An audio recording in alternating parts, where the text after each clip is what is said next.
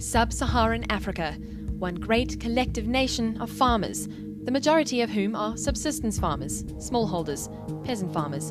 But there's an exception. Unlike its northern neighbours, South Africa's agriculture industry is almost exclusively commercial.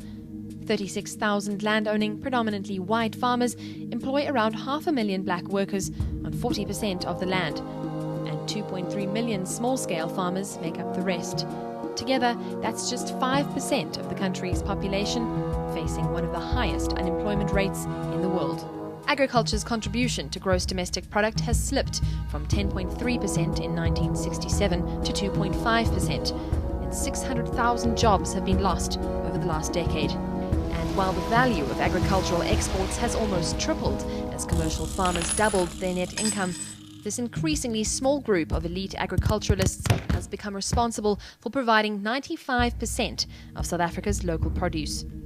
Meanwhile, the vast majority depends almost solely on the government, with no means of improving their quality of life. 16.6 million people are receiving social grants, 15 million live on less than $100 a month, and more than 3 million South Africans have inadequate access to food. But this wasn't always the case. Farming has been a culture in South Africa since as far back as 300 AD. For hundreds of years, the pastoral Khoi, the Bantu-speaking agriculturalists, the European settlers, all grew and produced enough to feed their families and communities and sell the rest at market. But division and inequality soon drew deep lines in the soil. Boers and British fought for sovereignty, and black communities were segregated and controlled. On June 19, 1913, the Natives Land Act came into law.